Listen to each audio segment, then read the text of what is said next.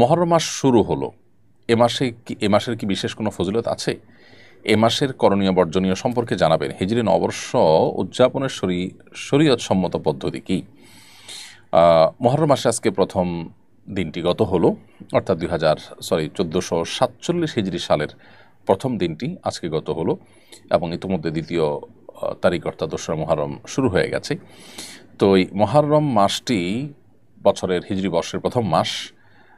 এই মাসটির নানান তাৎপর্যপূর্ণ দিক আছে।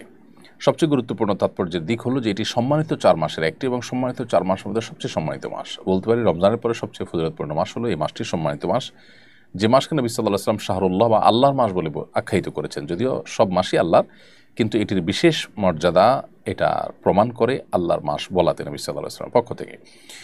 দ্বিতীয়ত হলো এই মাসের করণীয়। এ মাসে আমরা বেশি বেশি করে নফল রোজা রাখার চেষ্টা করব, কারণ নবী সাল্লাল্লাহু আলাইহি ওয়াসাল্লাম বলেছেন আফদালুস সিয়ামি বা'দা রমাদান শাহরুল্লাহিল মুহাররম।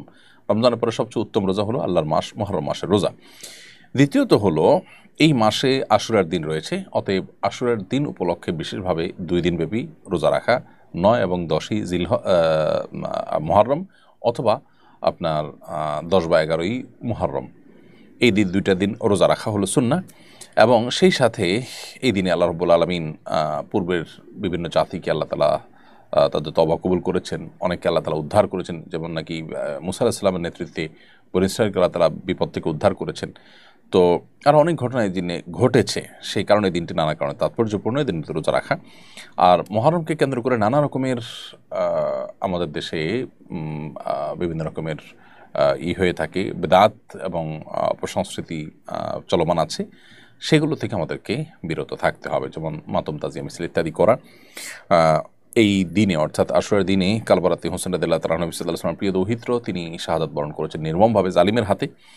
সন্দেহাতীতভাবে এটি আমাদের জন্য বেদনাদায়ক একটি অধ্যায়, কিন্তু সেটাকে কেন্দ্র করে সারা জীবন বা বছরকে বছর শোক পালন করা এটা শরিয়া সিদ্ধ নয়। নবী সাল্লাল্লাহু আলাইহি ওয়াসাল্লাম তার ওয়াফাতেও আমরা এই ধরনের শোক পালন করি না। সবচেয়ে বড় কথা হলো নবী সাল্লাল্লাহু আলাইহি ওয়াসাল্লাম নিজে পরিষ্কারভাবে বলেছেন যে 3 দিন পর আর কোনো শোক পালন করা যাবে না, সর্বোচ্চ 3 দিন পর্যন্ত শোক পালন করা চলবে। একজন নারী যিনি স্বামী হারিয়েছেন, স্বামী মারা গেছেন, তার তিনি 4 মাস 10 দিন পর্যন্ত শোক পালন করবেন। এছাড়া আর কোনো বছরকে বছর ধরে শোক পালন করার কোনো অপশন শরীয়তে নেই। সেসব কারণে তাজিয়া মিছিল ইত্যাদি এবং শোকের পোশাক পরা, মাতম করা, নিজের দেহে নিজে আক্রমণ করা এবং আরও নানাবিধ আপনার বেদাত আমাদের সমাজে প্রচলিত আছে, সেগুলো মুহররমকে কেন্দ্র করে আমরা বর্জন করে চলতে হবে, কারণ এগুলোর সাথে ইসলামের কোনো সম্পর্ক নেই।